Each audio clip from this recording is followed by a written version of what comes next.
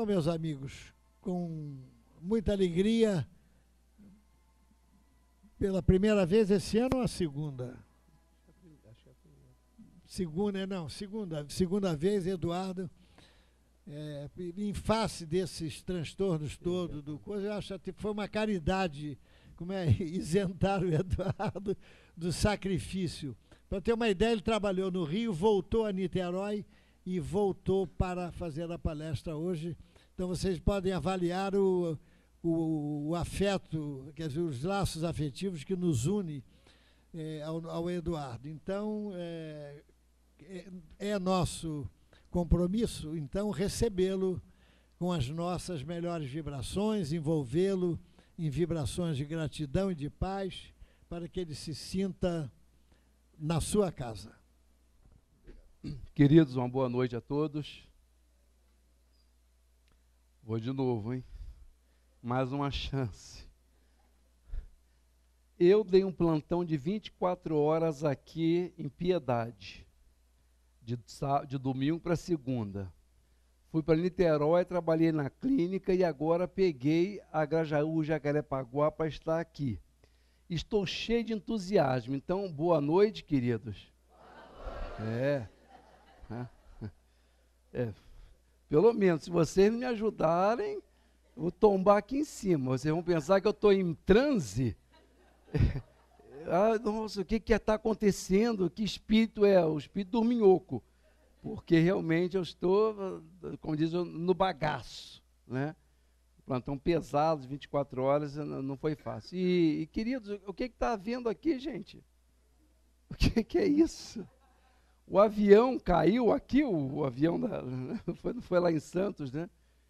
Eu digo a vocês, eu já me sentia, quando eu vinha para o Eurípides, aqui para Taquara, e quando eu falo lá em Niterói, eu vou confessar a vocês, quando eu estou lá no trabalho e tal, eu disse, e aí, Eduardo, assim, não, hoje eu vou a Taquara, quer dizer, entendeu? Hoje eu vou para Jacarepaguá, a pessoa nem sabe, lá em Niterói nem sabe, Taquara fica sem sentido. Aí eu disse assim, eu vou para Jacarepaguá. Aí a pessoa, nossa! Então, eu quando vinha para cá, antes, quando caminhava um pouco melhor, quando eu entrava naquela pau-ferro, saía no Largo da Taquara, dava aquela volta enorme para poder achar um retorno para entrar do Bradesco e tal, aquilo eu já me sentia com um cheirinho de missionário. Né? Um perfumezinho. Agora, eu estou realmente me convencendo de que eu sou missionário, queridos. Eu acho que cada vez que eu venho, eu tenho mais bônus horas aqui, tá? Mas queridos, vale a pena. Tenho um carinho enorme por vocês. Um carinho grande pelo Grupo Eurípides, por essa energia, por essa vibração. As casas, eu creio que elas se identificam por isso, né? As casas espíritas têm, de maneira geral, um padrão de funcionamento, uma linha doutrinária parecida, não resta dúvida, mas eu creio que a energia dos frequentadores vão imprimindo no ambiente psíquico uma energia diferente, e as casas, então, elas se diferenciam entre si. Daí que, às vezes, a pessoa se fixa em uma casa durante anos, quando muda de bairro, muda de cidade, não consegue se adequar a outras casas, não é? E isso é muito comum, porque há um casamento fluídico, né? A pessoa tem que forçar um pouco, claro, mas a adaptação, às vezes, é complicado. Isso por conta da energia da casa, que é a constituição, é a reunião da vibração de todos os presentes. E vocês realmente conseguem construir, edificar um ambiente muito agradável, muito prazeroso, muito alto espiritualmente falando. É bem verdade que vocês não estão sozinhos, né? Com um coral desse, qualquer um consegue fazer um ambiente bom, diga-se de passagem.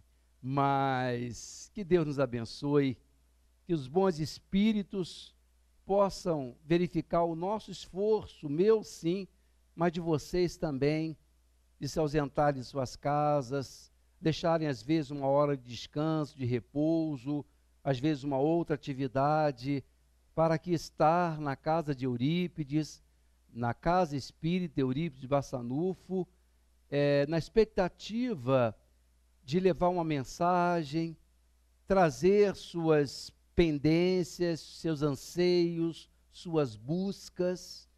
Então, que Jesus possa abençoar-nos essa noite, mobilizando a minha memória, queridos, a minha emoção, a minha energia, para que eu consiga transmitir a vocês uma mensagem boa. Não se preocupem se eu me estender um pouco. Estou com muita vontade de falar hoje. Mas pode deixar que eu tenho noção. E se eu não tivesse noção, eu tenho um relógio ali à frente. Tá bom? Queridos, nós temos uma referência muito interessante sobre Jesus, né? Um homem que teve a capacidade de se aproximar, de dar valor, de dar importância aos chamados desconhecidos, aos João Ninguém, aquela gente que não tinha importância nenhuma. Jesus fascina-nos pela maneira com que ele elevava e se dirigia com todo respeito e atenção ao pescador, como Pedro, João, André. A sua capacidade de sobrepairar as problemáticas dos publicanos, tidos como traidores da sua pátria, trabalhadores, portanto, empregados de Roma contra os seus irmãos judeus. E ainda assim Jesus vai conseguir ver, além dessa futrica, além dessa questão, a alma sequiosa e, quando não, sofredora dos publicanos, como o caso que nós temos de Zaqueu, como o caso de Mateus. Renan, na sua vida de Jesus, que eu acabei de ler, a questão de um mês atrás, lá no último parágrafo ele vai dizer que o impressionou profundamente o fato de Jesus ter se feito amar tão intensamente pelos seus coevos, pelos seus contemporâneos. E ele vai dizer exatamente dessa capacidade que ele tinha de se aproximar dos desvalidos, dos perdidos, dos que não tinham posses, dos sem status. Mais do que isso, aqueles que eram tidos como errados, condenados, pecaminosos, como no caso da pecadora da praça, como Maria Madalena e outros.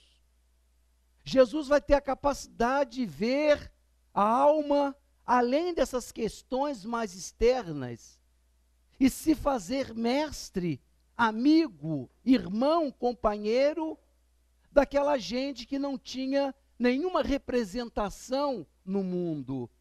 E isso só estranho, principalmente para nós que vivemos nos dias atuais, em que status, representação, qual o carro que nós estamos desfilando, qual é a marca da roupa que nós costumamos vestir, qual o endereço da cidade, zona sul, zona norte, zona oeste, que a gente vive, que a gente mora.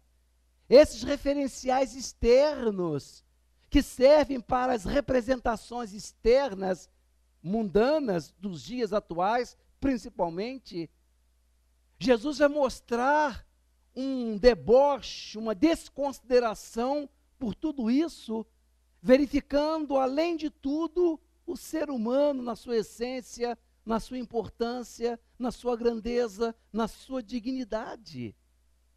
Por isso ele talvez tenha se feito muito amar. Disse que nenhum outro livro da antiguidade, todas as obras antes de Jesus, portanto estamos falando de qualquer coisa de 2000 anos para trás, todas as obras da antiguidade se referiam ao pobre, ao desvalido, ao sem nada, ao João Ninguém, como povo, como multidão, como população.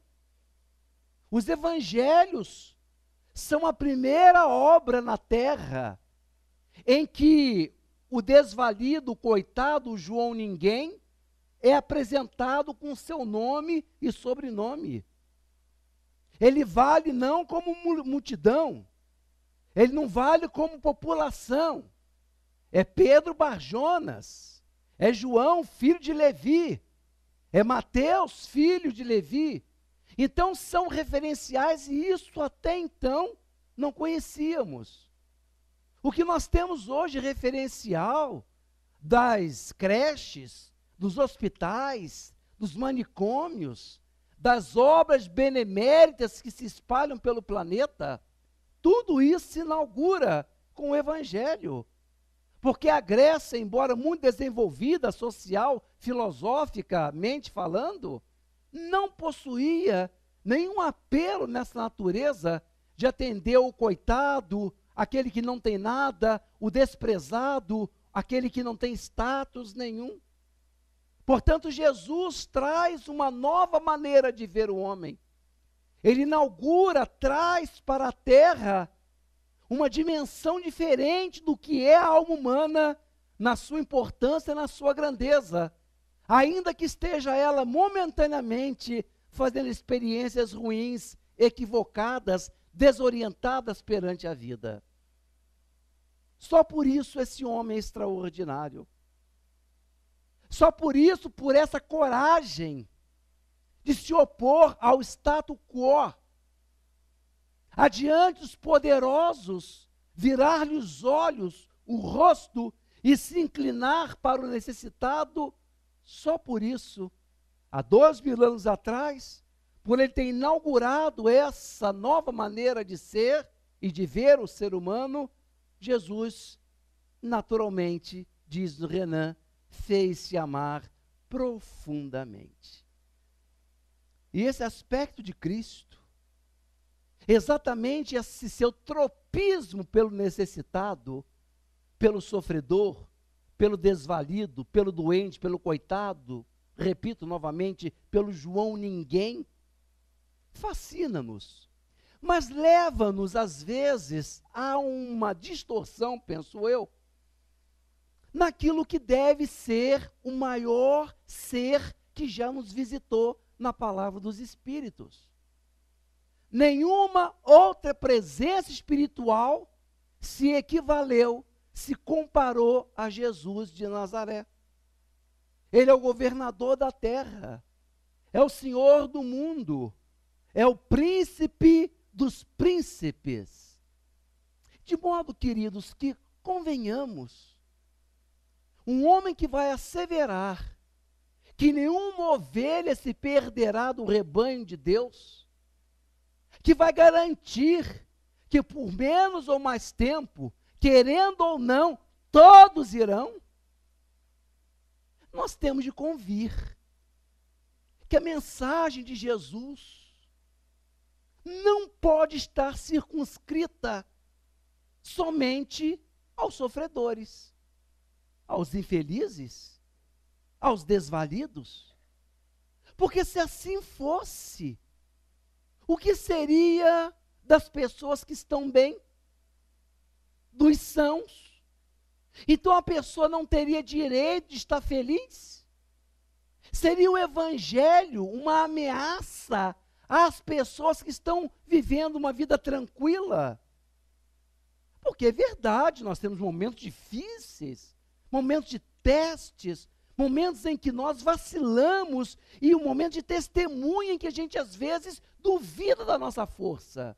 Mas não é sempre assim, queridos, convenhamos, vamos lá. Temos momentos extraordinários, fotos lindas, tiradas em lugares aprazíveis. Momentos em que a gente, sem muito esforço, conseguimos lembrar que nos repercutiu com imensa alegria, imensa satisfação interior. E pelo fato de estarmos vivendo assim, por isso só estaríamos afastados de Jesus. Jesus dividiria a humanidade entre aqueles que ele se interessa, os sofredores, aqueles que estão perdidos, aqueles que estão falidos. E deixaria de lado aqueles que estão bem, aqueles que não têm grandes traumas, grandes dramas, por mérito ou por misericórdia, mas que estão vivendo bem. Nesse salão aqui esta noite, certamente tem alguns que estão no primeiro momento, na experiência difícil, mas tem todo um grupo, muita gente que está vivendo um momento bom. E por isso esses deveriam se sentir excluídos da atenção, do amor de Jesus. Então a pessoa, ela não teria direito de querer se melhorar. Ora, porque se o mestre dela é o mestre do sofredor, do perdedor, aquele que se propõe ganhar, está sendo hipócrita, seria um deboche. O sujeito dizer-se cristão e fazer todo esforço para melhorar de vida. Nós todos nos sensibilizamos quando conhecemos vidas, biografias de pessoas que tiveram inícios de vida muito difíceis, muito constrangedores, limitados. E essas pessoas, pelo próprio esforço, pela própria vontade, vão crescendo, vão desenvolvendo. Isso a gente ouve com alegria. Então, se a meta fosse sofrer para receber as benesses espirituais, nós não poderíamos melhorar nunca. Essa pessoa não poderia querer melhorar. Imagina a pessoa que fosse receber uma herança. Não, pelo amor de Deus. Porque receber herança significa que ela vai passar de pobre e ficar rica. E rica é uma maldição. O rico seria uma perdição. Então seria hipocrisia. Nós estaríamos contrariando até mesmo o que ele diz na parábola dos talentos. Então a pessoa teria todo o potencial para desenvolver, para crescer, para melhorar, se não, mas não vou. Por que não vai? Porque Jesus não gosta dos felizes. Por que você não cresce? Porque ele só gosta dos que são tristes. Ué, amor, você não pode rir, não. Se eu rir, eu saio da glória dele. Como eu gosto dele, eu estou com ele. Eu tenho que chorar. Veja que começamos a ter uma confusão nisso. O sujeito, então, abriria mão do bem-estar material para merecer todo o bem espiritual. Isso é utilitarismo. Isso é uma maneira da gente negar o egoísmo material e estimular o egoísmo espiritual. A pessoa quereria, então, vocês estão assim, eu vou deixar vocês assim para casa com essa questão. Já estão assim impactados. É assim mesmo. Mas não é verdade. A pessoa, então, não teria direito de se melhorar. Aliás, nessa linha de ideias, queridos, convenhamos, veja bem.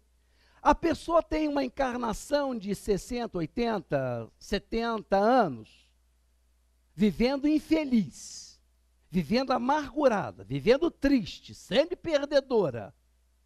Qual será a recompensa dela?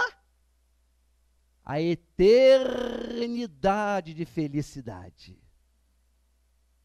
Aquele que viveu 70, 80 anos feliz, o que lhe sucederá depois de morrer? A eternidade de sofrimento. Ora, convenhamos que quem deveria ser merecedor das nossas preces seriam os ricos, seriam os poderosos, tadinhos, porque aquele quanto mais poderoso, quanto mais rico, ele, coitado, viveu 70, 80 anos de felicidade, mas vai pagar a eternidade sofrendo. O pobre é que é culpado, porque ele vive só 70, 80 anos infeliz e vai ter a eternidade toda feliz. Vejam que as coisas se embora, que nós temos dificuldade em entender isso. E daí a nossa necessidade de termos uma visão diferente, um pouco menos polarizada de Jesus, ou tentando entender exatamente para quem ele veio, estando a pessoa numa condição boa ou uma condição ruim, favorável ou desfavorável, Jesus veio para todos nós.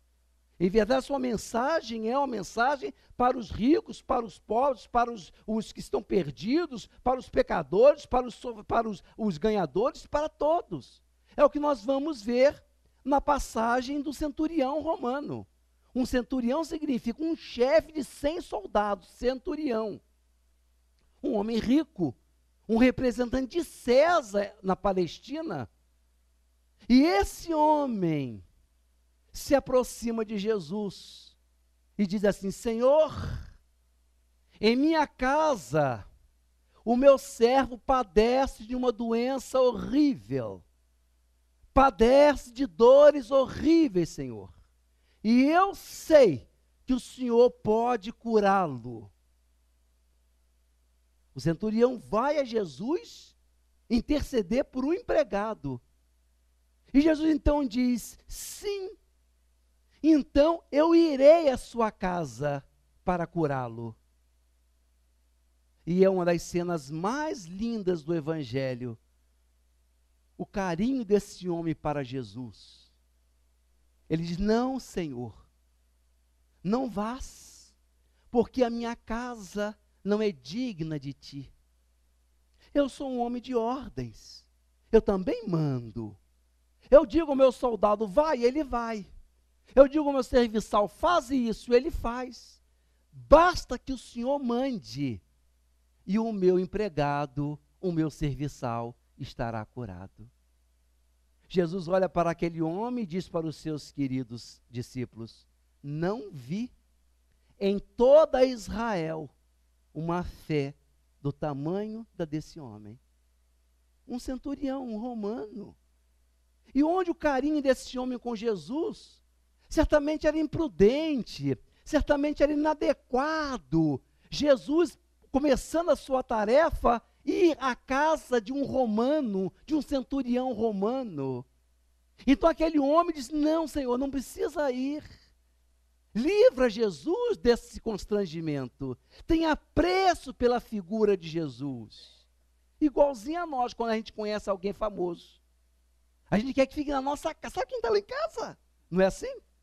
Imagina se Jesus fosse: vai lá, Senhor, e avisar todo mundo, poder na casa receber ou não. Aquele homem teve apreço por Jesus, teve carinho. Senhor, só o Senhor mandar. Então vemos por essa passagem que Jesus vai ter uma aproximação com todos. Desde que o procurem, desde que o queira, ele vai se aproximar. Querer bem, independente da condição. Daí, querido, que nós temos de entender Jesus como um fenômeno universal. Jesus é um fenômeno, embora histórico, religioso, geográfico, ele é mais do que isso. Jesus, ele transcende o local que nasceu, em que atuou. A sua mensagem não está circunscrita a uma época, a uma língua, a uma nacionalidade, a uma cultura, a uma religião. Jesus transcende tudo isso, porque a sua mensagem é universal.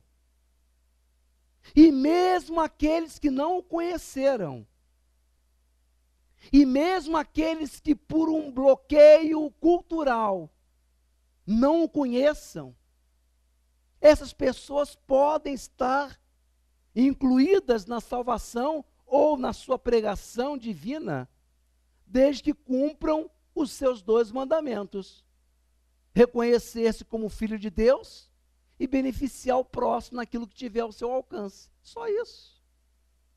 E isso faz com que independa a pessoa do seu nível espiritual, independa a pessoa da sua religião, da época, do local em que ela esteja. Ela vai se aproximar de Jesus desde que cumpra os seus mandamentos, conhecendo ou não. Daí seu caráter universal. Durante muito tempo nos debatemos com essas questões. Então, para ser salvo, nós temos de fazer o bem e dedicar? Não necessariamente. Mais do que isso, nós podemos segui-lo independente de conhecê-lo, desde que façamos aquilo que ele nos ordenou, aquilo que ele nos orientou.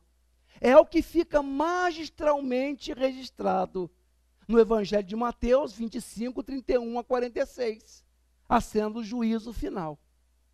É ali que Jesus define exatamente o que salva e o que não salva. O que nos permitirá uma condição favorável, o que nos colocará numa situação difícil. É a cena do juízo final. Quando reunidos no plano espiritual, ele dirá a alguns: passe à direita, que são as ovelhas. A alguns outros, à esquerda, que são os bodes. E dirão então aos que estão à direita: vinde, irmãos, vinde, filhos do meu Pai, porque o meu reino, o reino de Deus, é para vós. Porque fizeste tudo o que eu mandei. E eles dirão: mas Senhor, por que é que nós devemos estar do lado direito? E ele dirá: porque eu tive fome e me deste o que comer. Eu estava com frio e me agasalhaste. Eu estava na prisão e foste me ver. Eu estava no hospital e foste me visitar. E eles perguntarão: mas Senhor, quando é que o Senhor estava com fome e te demos de comer? Quando estava com frio, te demos de vestir? Quando é que estava no hospital e fomos te visitar? Quando estava na detenção e fomos te ver? Ele dirá: todas as vezes em que fizeste isso a um dos meus irmãos pequeninos, a mim mesmo o fizeste. Então essa é a linha divisória. É assim que nós nos conhecemos como cristãos e não cristãos. É a partir dessa decisão que Jesus vai colocar quem merece e quem não merece em termos espirituais. Então essa visão se dilata, ela se amplia e é confirmada com o que diz os Espíritos na questão 886 do Livro dos Espíritos. A pergunta que, segundo amigos, era a pergunta que o Chico mais gostava do Livro dos Espíritos. Qual o sentido da caridade que entendia Jesus? Benevolência para com todos, respondem os Espíritos. Indulgência para com as falhas alheias, perdão das ofensas. Mas a caridade, a esmola, dizem os Espíritos, não se restringe às coisas materiais. Ela se aplica a todas as circunstâncias da nossa vida e com todas as pessoas da nossa relação. Estejam elas acima de nós, no mesmo nível ou abaixo de nós. A caridade, segundo Jesus, nos prescreve indulgência, porque de indulgência todos nós precisamos. E critica e proíbe que humilhemos os outros, como geralmente fazemos, dizem os Espíritos. Apresenta uma pessoa poderosa e rica, todas as atenções se voltam para essa pessoa, porque nós queremos ficar junto do poderoso, do rico. Apresente uma pessoa desvalida, uma pessoa desconhecida, um perdedor, ninguém quer ficar perto dele. E eles dizem, arrematam, é justamente o contrário. Porque enquanto que o rico, poderoso, tem sempre alguém do lado dele, o desvalido é aquela pessoa que está ali escondida, desmerecida. Então é para essa pessoa, é exatamente para esse que o cristão olha. Quantas vezes nós nos encontramos em locais assim, às vezes sofisticados, numa festa, ou no aeroporto, embora hoje o voo, o trajeto aéreo esteja mais democrático, mas ainda assim é uma faixa da sociedade que tem acesso a ele. E naquele meio em que todos têm um padrão de poder pagar um bilhete aéreo, às vezes tem uma pessoa mais simples, que ganhou a passagem, ou enfim, está ali naquele voo. Ela está recolhida, porque ela se sente fora daquele mundo, aquele mundo não é o dela. E quantos de nós tivemos isso? E ao invés de nos aproximar, parece que ao nos expormos, nos aproximar, vamos cair também de padrão, de status. E aí nos avizinhamos, ficamos sempre dos outros. E aquela pessoa vai ficando só, cada vez mais só.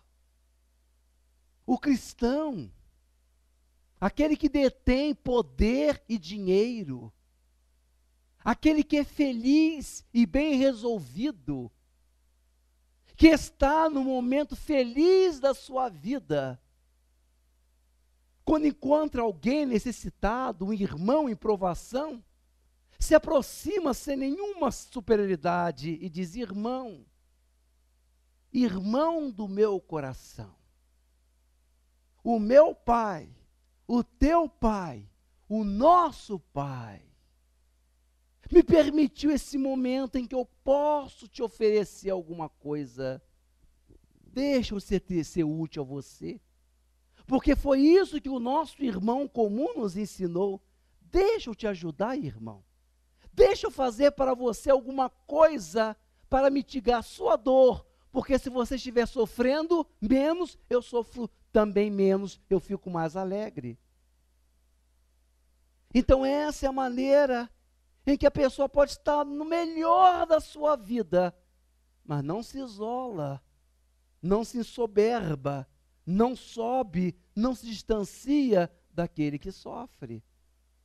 Então vamos entendendo, queridos, que não é o fato de sermos infelizes que nos aproxima de Jesus, não é o fato de sermos perdedores que faz nós aproximarmos dele, ou por sermos felizes e ricos que nos afastamos dele. Como é que nós nos aproximamos de Cristo? Como é que nós estabelecemos uma sintonia e uma aproximação efetiva com Ele? E isso nós vamos colher numa passagem muito interessante. Uma passagem de uma mãe desvelada, uma mãe como todas as mães do planeta, que querem o melhor para os seus filhos. Qual delas não fazem isso? Embora, e eu digo de passagem, embora o amor de mãe seja uma coisa extraordinária, linda, ela tem um quê de acendrado, de exagerado egoísmo. Às vezes é tudo para os dela, em detrimento do outro, do vizinho. Nem sempre, mas é muito comum. E eis que a mãe de João e Tiago, filhos de Zebedeu, percebia o amor que Jesus tinha para com os dois meninos. João era chamado por Jesus o discípulo amado. Ou os dois irmãos eram referendados por Cristo como Boanerges, os filhos do trovão, porque eram garotos aguerridos, eram garotos intensos, eram vibrantes. João uma vez pediu a Jesus para jogar um raio que queimasse todos os samaritanos. Era um pouco ardente demais. Mas eles tinham uma afeição por Jesus, e Jesus, um tratamento parece ser, ou parecia ser um pouco diferenciado.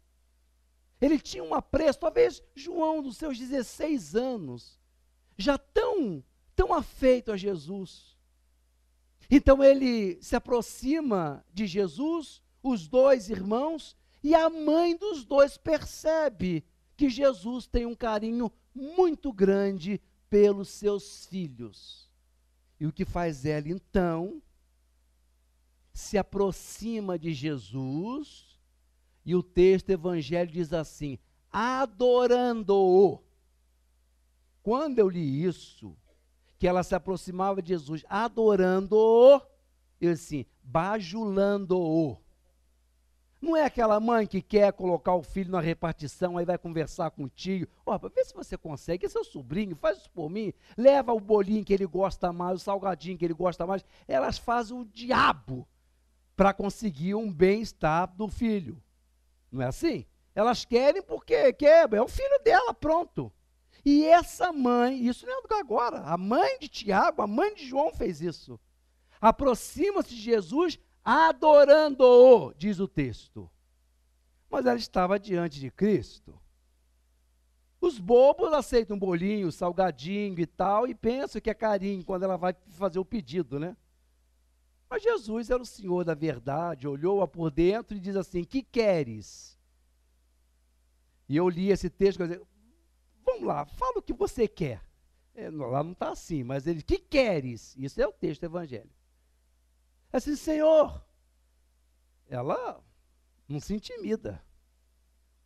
Ela manda, e como diz o outro, manda bem.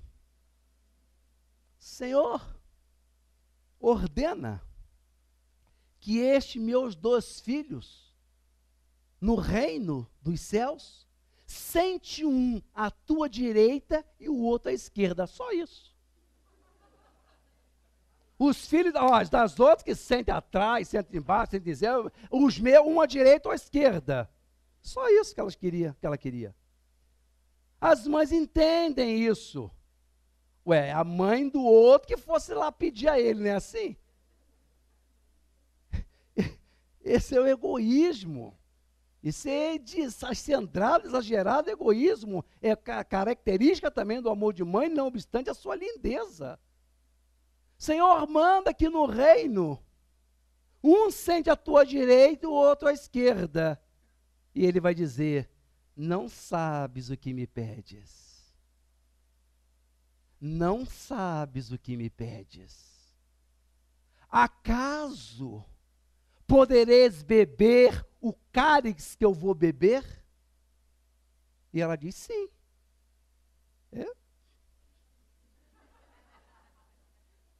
Acaso podeis beber o cálice que eu vou beber? Sim, Senhor. Saberei. É verdade. Bebereis o cálice, mas eu não posso dizer a posição que terão no reino do Senhor. Jesus não privilegia nem aqueles que beberiam o cálice que beberam. Os beberam. Os discípulos de Jesus e os seguidores beberam. Porque depois da cena do Pentecostes, depois que eles foram bafejados por aquela presença espiritual, saíram pelo mundo a pregar. Homens simples, pessoas comuns, mas que tinham um poder incrível de mexer com os outros, pelo simples fato de que pareciam que tinham descoberto o segredo da vida. Falavam com tanta alegria, falavam com tanto entusiasmo, que eles conseguiam, de fato, comover os outros, de fazer uma conversão dos outros. O que o padre Antônio Vieira, analisando isso, disse: eu não sei por quê, que naquela época poucos faziam tantos adeptos e hoje tantos fazem tão poucos. Porque falavam com convicção, falavam com alegria e deram testemunho. Não obstante serem seguidores de Jesus, deram testemunho com a vida, ainda que amigos e próximos de Jesus. Dizem que Bartolomeu foi escarnado vivo e depois crucificado. Pedro, em Roma, quando mereceu a condenação pela crucificação, se negou a ser crucificado como Jesus, se dizendo muito inferior ao seu mestre, e pediu então que o fosse de cabeça para baixo. Então morreu afogado no seu próprio sangue. Podeis beber o cálice que eu vou beber? Os testemunhos, queridos, daqueles que se aproximaram de Jesus, que independente da condição que estejam, em algum momento de suas vidas terão de dar um testemunho, de dizerem se realmente entenderam e sentem Jesus em suas vidas. Desde esses 2000 anos, desde aquela época, os verdadeiros apóstolos de Jesus não têm tido sortes diferentes. Não que sejam infelizes, Não se sintam desgraçados, não se sintam perdedores, ricos ou pobres, poderosos ou desgraçados, falidos, eles conseguem dar um testemunho de verdade e conseguem se alegrar em meio, ainda que a prova seja acerba. Temos um apóstolo nos dias atuais, desencarnado há pouco tempo, o nosso Chico Xavier. Quem é que pode dizer de uma vida como a que esse homem teve? Uma vida miserável como criança, uma família toda desorganizada, desorientada, estuda até a 4ª série primária. Quando cresce, através da mediunidade, traz-nos mensagens maravilhosas, e quando conhece um companheiro médium extraordinário, na pessoa de Valdo Vieira, a quem ele poderia, quem sabe, em alguns momentos de dúvida, de incertezas, de amparos, recorrer, ver esse moço sair da tarefa, abandoná-lo, deixando-o sozinho. Uma cena do Chico, quando foi internar sua cunhada Geni Pena, num sanatório em Belo Horizonte. Era irmã do André, e eis que ela tem um surto psicótico, ela enlouquece, e o Chico fez prece, deu passe, invocou o doutor Bezerra de Menezes, e nada. Ele teve de, como qualquer um de nós, procurar uma vaga num hospício em Belo Horizonte. Quando deixou a cunhada, saiu desvalido, saiu chorando, copiosamente, chorando no pátio, quando aparece Emanuel e pergunta: por que é que você está chorando? Eu estou chorando porque eu deixei a minha irmã lá dentro. Assim, mas qual irmã? A minha irmã, a Geni. Assim, mas Chico, que coisa interessante, diz Emanuel, que não é guia. Eu digo que aquilo, eu vou te contar, se alguém tivesse um guia como esse, eu não queria. Ah, você está chorando porque deixou a sua irmã lá dentro?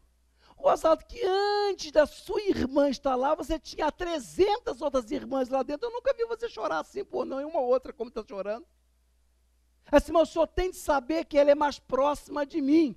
Chico esquece disso, porque a dor Xavier não é maior do que a dor Santos, do que a dor Gonçalo, do que a dor Matos. Se você quer fazer alguma coisa por sua cunhada, volte para casa e cuide dos filhos dele, que é um menino que precisa da atenção de vocês.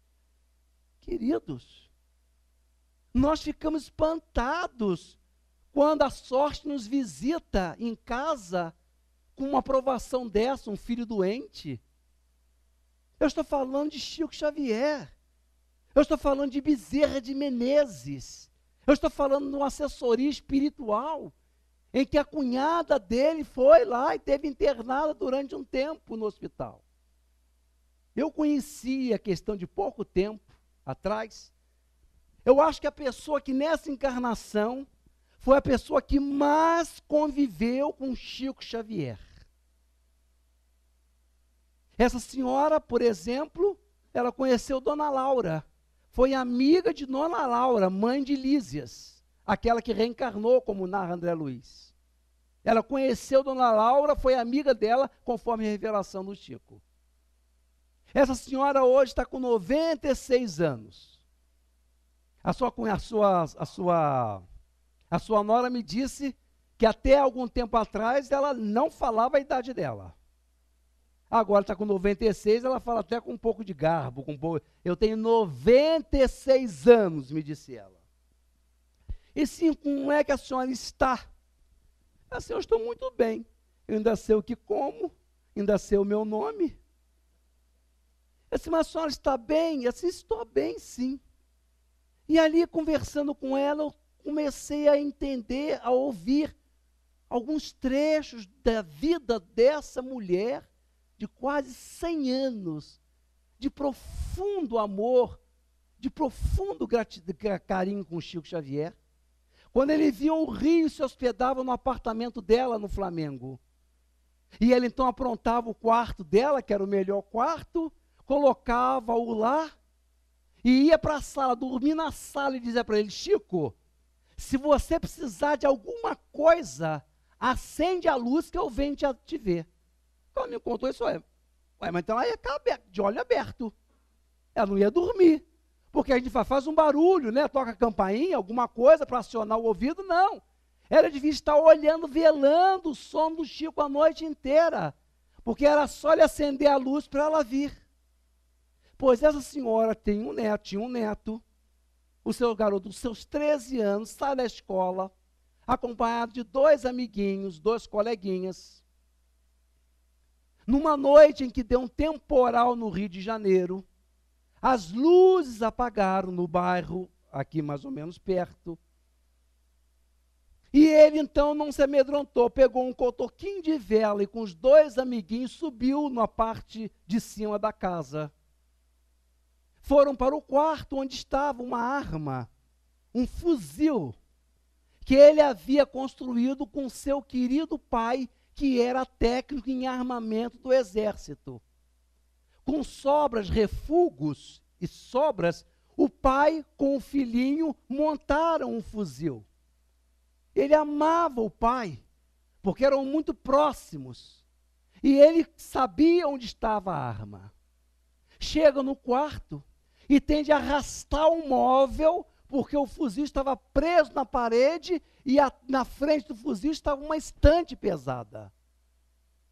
Ele, com seus 13 anos, e os outros 2 arrastam o móvel e tiram o fuzil da parede.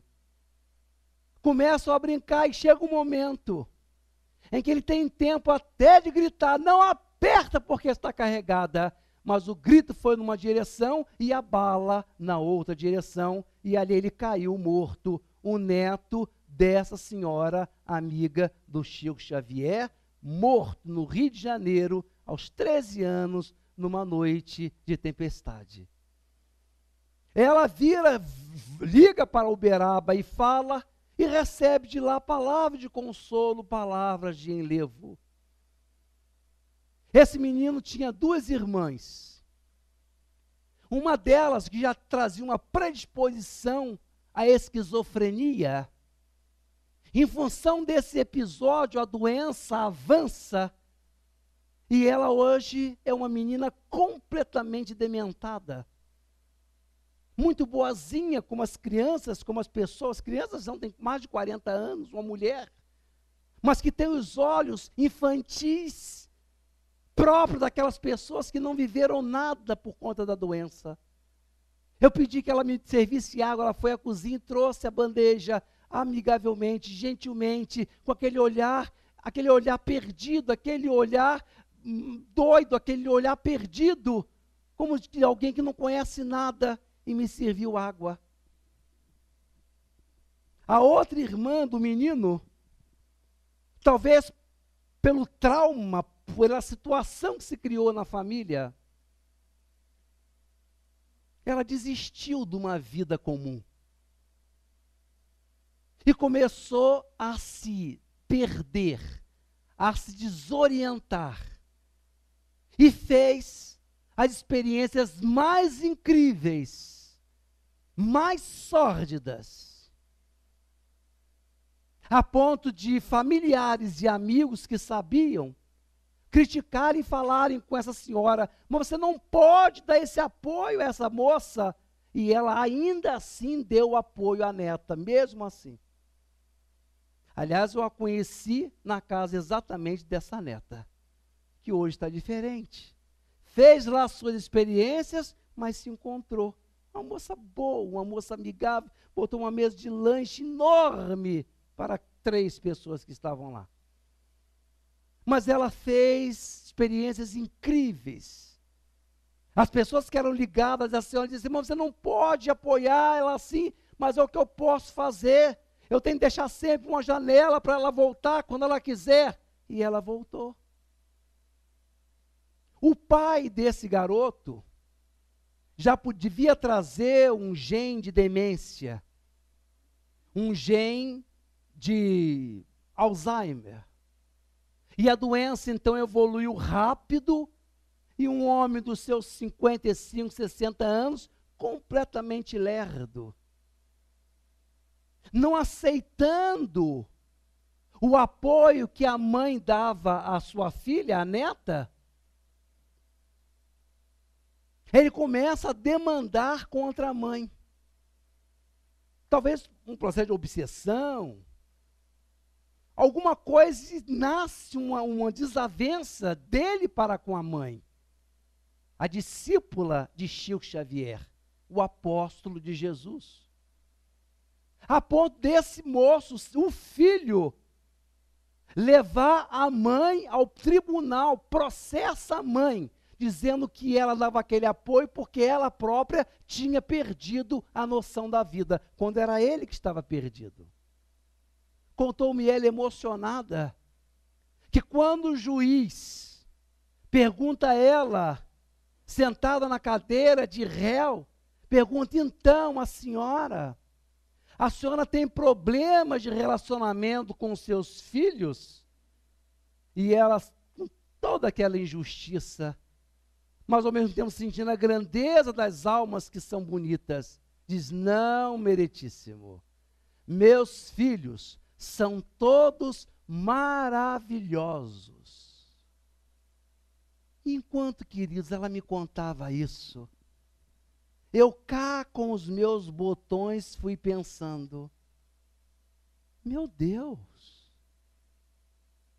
ela estava sob a guarda de Emanuel, Sheila, André Luiz, Bittencourt Sampaio, Bezerra de Menezes, todo o panteão espiritual.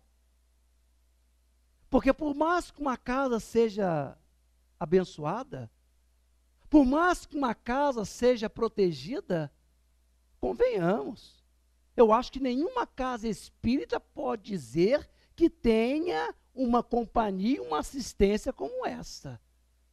Eurípides Barçanufo, patrono desta casa, é um daqueles outros, daquela falange que rodeia e ajudava o Chico Xavier.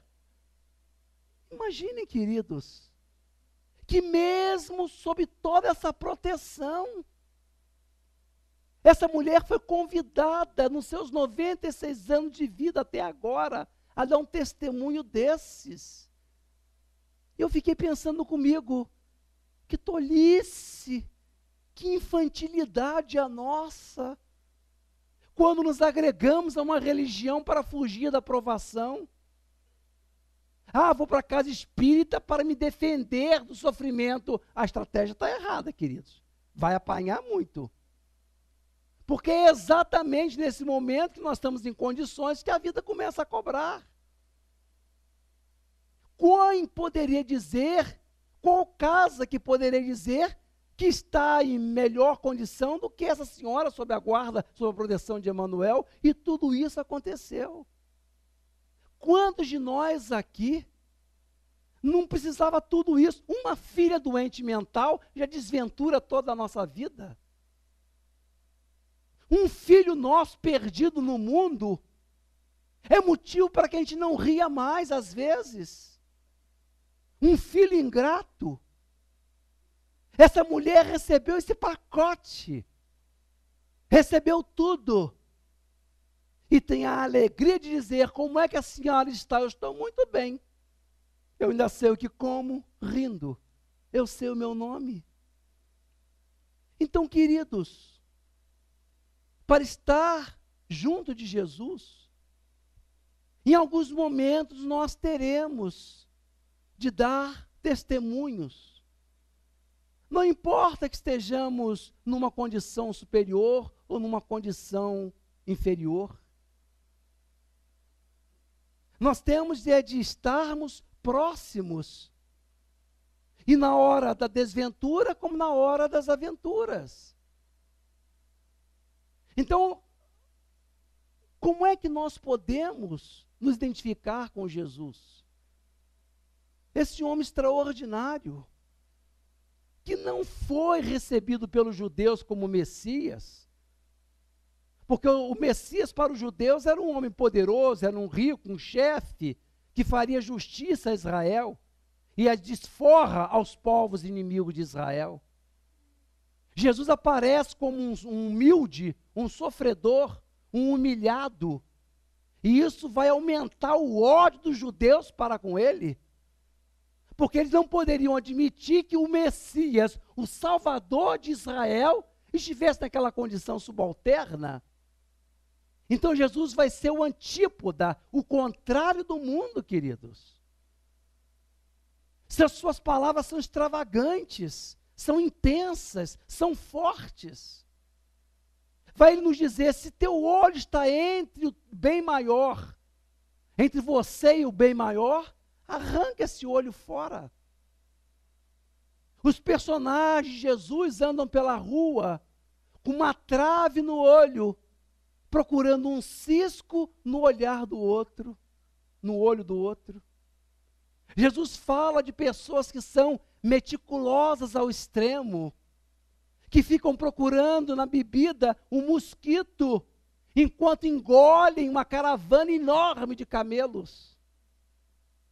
Não vai ele se esquecer das pessoas hipócritas, cujo exterior parecem um jazigo enfeitado, branco, mas cujo interior tem o odor dos cadáveres em decomposição.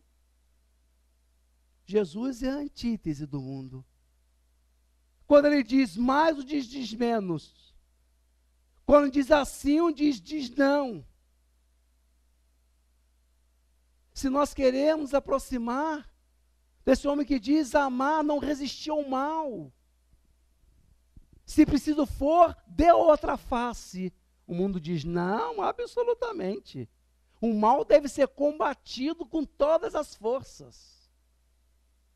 Suas palavras são intensas e antagônicas ao que a gente entende. Porque ele diz, amai os vossos inimigos, orai pelos que vos caluniam e aqueles que te perseguem. E a gente diz, absolutamente. Aos meus amigos eu sou tudo. Aos meus inimigos, indiferença, quando não, ódio. Jesus vai falar que o sol nasce para todos, irmãos. Para os que são bons e para os pecadores. E nós achamos que isso é falta de critério. E ficamos tristes quando o errado foge do castigo. Que mestre foi esse? Que homem é esse? Que veio simplesmente trazer-nos as regras, irmãos, de uma vida harmoniosa, só isso. Em que nós nos confraternizássemos. Ele não veio dividir pobres de ricos, poderosos e perdedores. Ele veio simplesmente dessedentar as nossas almas sedentas, famintas. Foi essa a mensagem que ele trouxe para nós. Tirar do rosto aquele orgulho dos maus, aquela cara fechada, aquela cara cheia de rugas, de vincos, de crueldade, maldade, deboche. Só isso. Esse homem maravilhoso, esse profeta que teve a grandeza de tirar os olhos dos livros sagrados e ler na natureza e ensinar para a gente a semelhança dos pássaros dos céus e das flores do campo. Esse é o homem Jesus, esse homem que nós ainda não entendemos e que daí achamos que ele ama mais um do que outro, quando em verdade a sintonia com Jesus todos nós podemos fazer. A cena que nos revela isso é a última ceia. É uma quinta-feira, noite. Os bobos discípulos nem cogitam de que é o jantar de despedida. Nem imaginam que não verão o seu mestre por muitos e muitos e muitos séculos. Mas Jesus amou-os. Jesus amou-os até o fim, diz-nos João. E naquela noite emblemática, naquela noite de despedida, ele queria demonstrar o seu amor para aqueles homens bobos, tolos. Então tira a túnica, toma de uma toalha, cinge-a na cintura, toma de uma bacia d'água e começa amorosamente a lavar os pés dos seus discípulos. É uma estupenda demonstração de amor, de reconhecimento. Ajoelha-se e põe-se a lavar os pés dos seus discípulos. Pedro olha aquilo, se aproxima e diz: Tu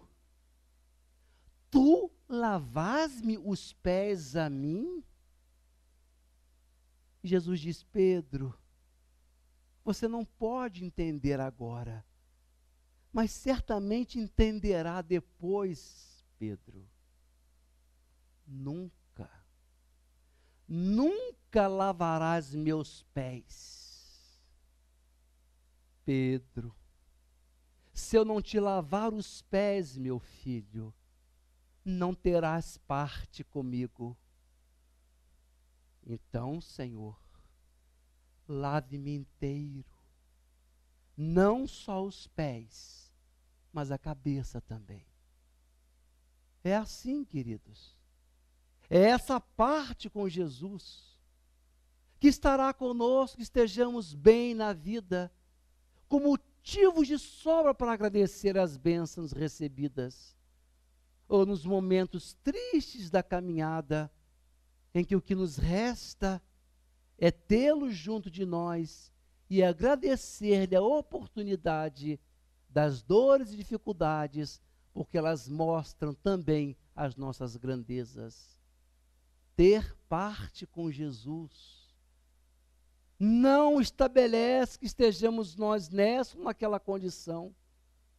Poderemos ser os homens mais poderosos do planeta e rendermos graças à vida pela companhia desse ser divino em nossa existência. E poderemos ser os infelizes, os desgraçados, os desvalidos e maldizer a experiência terrena.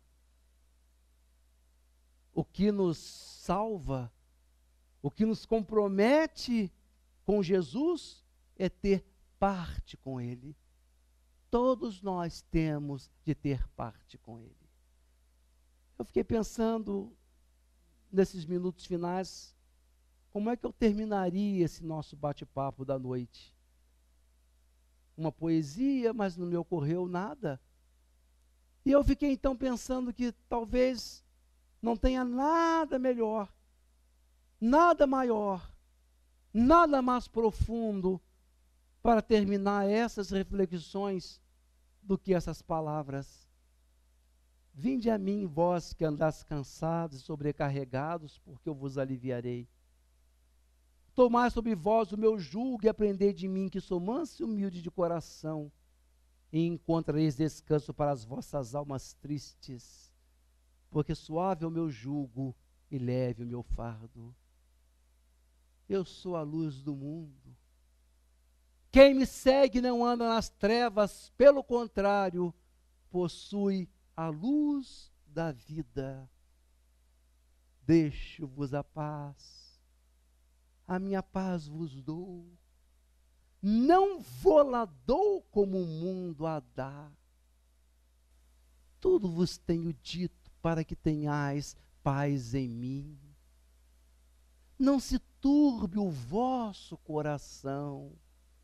Confie em mim, porque eu venci o mundo. Muita paz.